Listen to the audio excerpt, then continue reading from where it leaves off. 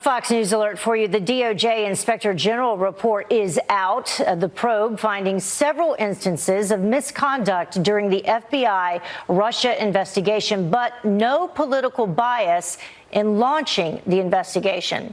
Well, that ruling is sparking debate in Washington. And joining me now to break it all down is Senior Legal Fellow at the Heritage Foundation, Hans von Spakovsky. Hans, thank you so much for joining us. We appreciate it.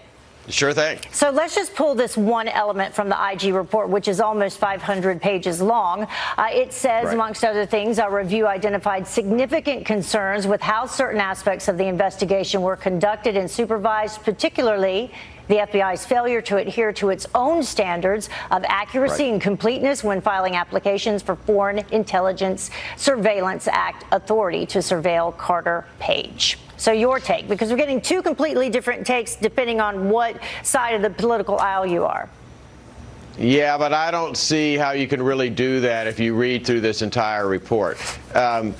This report is devastating. I mean, it is shocking the mistakes and errors and omissions made by the FBI in, frankly, mishandling this investigation.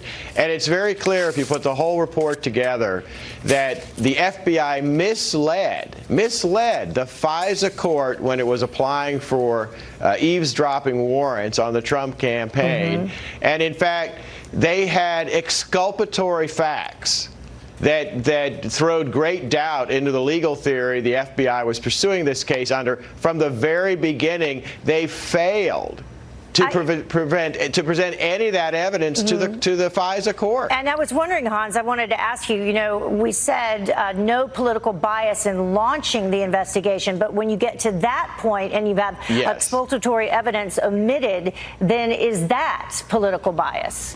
Well, in fact, I think that phrase is being misconstrued. What the IG says is he found no documentary or testimonial evidence of political bias. In other words, no one admitted that they had engaged in political bias. But then he follows that with this. He says he received no satisfactory explanation from the FBI agents for their misbehavior. That tells me that while he might not have had direct evidence of that, there was no explanation for all of the mistakes and misbehavior of these agents. And look, if all of this evidence had actually been presented to the FISA Court, the evidence the FBI did not present, I highly doubt that the court would have found the probable cause necessary to actually issue these warrants. Yeah, at least 17 significant errors. Yes. Attorney General Barr issued a statement.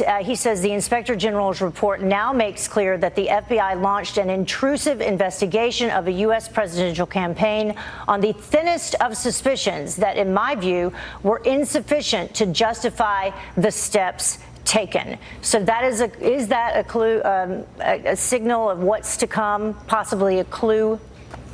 Oh, yeah, I think it is. That's the most devastating criticism of the FBI I've seen from an American attorney general. And remember, John Durham, who's the U.S. attorney investigating this, has issued a statement saying that while he respects the IG, he disagrees with the predicate and some of the conclusions of the IG. And remember, John Durham is talking to a lot of people outside of the FBI and the Justice Department that Horowitz has not spoken to.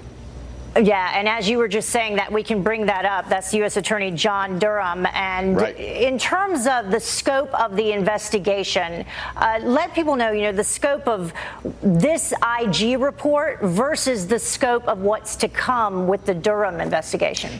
Yeah, it's important for people to understand that difference. Look, the IG can conduct and has conducted an audit internally of the FBI and DOJ personnel involved in this, and he can issue a report. John Durham is conducting a criminal investigation. He's been sending people all over the world to interview them about this. His investigation is far wider, far greater in range than what the IG has done. All right, we will see when that drops, the next thing that we're waiting for. Hans von Spakovsky joining us with his expert analysis. We always appreciate it, Hans. Thank you. Thanks.